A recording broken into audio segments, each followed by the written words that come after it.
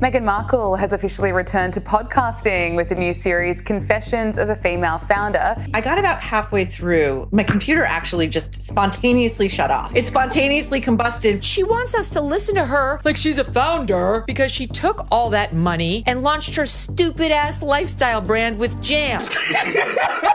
I might watch it in the same way that I turn my head to see a car accident. This is a disaster. This is a flop. The only thing she found was a rich, famous husband. If that's what constitutes being a founder, then sure, Meghan Markle's a founder. The nearest thing Meghan Markle ever had to $1 billion idea was marrying a prince. And even that didn't work out. I think it's going to fail. I think it's going to fail badly. I see that your husband made billions of dollars. Right. But the fact that you spent some of it doesn't make you a founder. I've never seen somebody fail up as much as I've seen Meghan Markle fail up. It is all so fake. For me, it's so important that my kids see me as a working mom. Once these kids hit 18, they are moving to the East Coast, if not out of the country. Could be back to the UK entirely. That's why a lot of these celebrities that start these things, they can't keep up. They bail.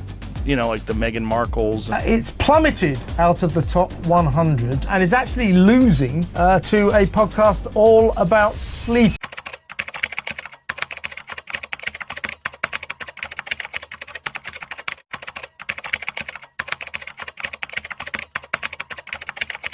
Meghan Markle is back at it again. And this time, it's over a podcast that's already raising eyebrows and lowering expectations, Confessions of a Female Founder.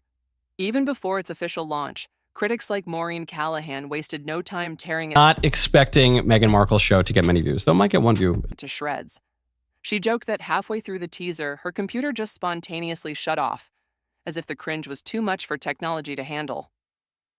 She was crying. She was talking about full body chills the entire time. Make it end. Make it end. What is this? The beginning of that clip where she's like, oh my God. Oh my gosh, I work so hard. It's so inauthentic. This is why she was never going to be more than like a D-list actress on a basic cable show. She suffers from such a rare disorder of being unable to just be a human. Because I know that I'm a great friend. I have full body chills right now. Give us like one strip of authenticity. Call each other H and M, and it's all like this cute thing. And she was like, oh, H, that man, he just loves me so much. H, that man loves me so much. His heart is even more beautiful. Oh, but his heart is even more beautiful. Why do you call him H? That's so dumb sounding. One thing she's dying for more than anything is for us to love her and want to be like her. And she can't get it across the finish line. Because I know that I'm a great friend. And I know the kind of mom I am. And I know the kind of human being I am. And I know how I show up. It's me, me, me. I'm searching for something to like about her, and it's so hard.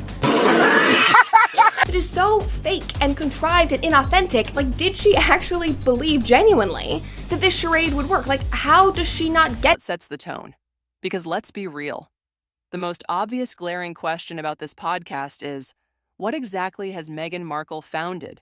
What has she actually built from the ground up? First thing Meghan Markle ever had to $1 billion idea was marrying a prince.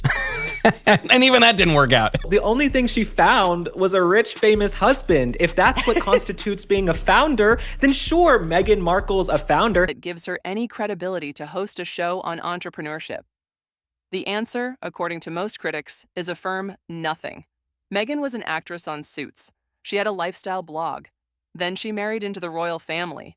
That's not entrepreneurial. Intentionality, giving oneself permission to love oneself. Tell me how any of this is applicable to building an actual business. Ago, I was absolutely consumed with packaging. Boxes. That's all I could think about. And I would sit there doing the unboxing in my head. Is there tissue paper? What about the packing peanuts? But they're biodegradable. And where does the sticker go? And hold on, and what size the box is going to be? And no, that's not going to fit all the SKUs. Oh my gosh. And then someone says, but you don't want to brand the outside of the box because of porch pirates. Had never heard that before. What's a porch pirate?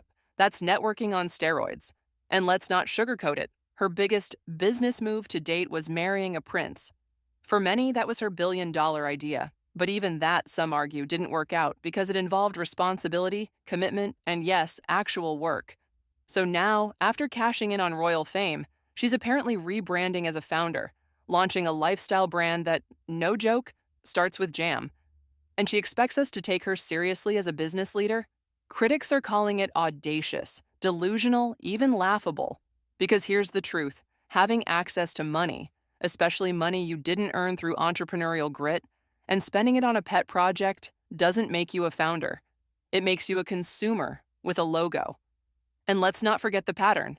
Meghan's track record with media is filled with high-profile flops. Her previous podcast, Archetypes, promised empowerment and substance.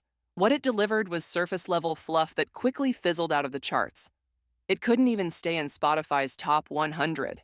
And now, with Confessions of a Female Founder, she's repeating the same mistakes. The content is reportedly full of vague self-help jargon and empty buzzwords like intentionality and giving yourself permission, as if any of that builds a real business. Listeners expecting practical insight are left with meandering monologues about packaging choices and porch pirates. Yes, she actually talks at length about boxes, tissue paper, biodegradable peanuts, and being shocked to learn that packages get stolen. It's the kind of thing that makes people wonder, is she completely out of touch, or does she just think her audience is stupid? And let's not ignore the narcissism. Despite the show's title, it often becomes all about Meghan. Again, each episode circles back to her feelings, her journey. It's the Meghan Markle show disguised as a podcast about women founders. Even her working mom reflections feel hollow.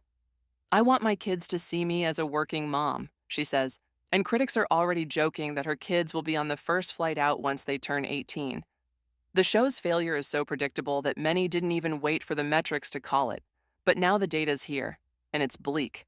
The podcast is reportedly tanking, falling off charts, and losing to shows about how to fall asleep. Let that sink in. People would literally rather listen to a man whisper them into unconsciousness than hear Meghan talk about founding Jam. And here lies the bigger issue. Meghan's name alone doesn't sell anymore. Not podcasts, not brands, not even her own story. The desperation to stay relevant is becoming obvious and exhausting. She's not being rejected because she's ambitious. She's being rejected because everything she puts out feels painfully inauthentic, self-centered, and completely detached from the audience she's trying so hard to win over. Callahan and other critics aren't just being harsh. They're saying what many people are already thinking. Meghan Markle has become a symbol of failed celebrity reinvention, and Confessions of a Female Founder might just be her most cringe-worthy attempt yet. So the question is there any way back for her in media? Or is this podcast the final rusty nail in the coffin of a brand that just won't stop trying to repackage itself?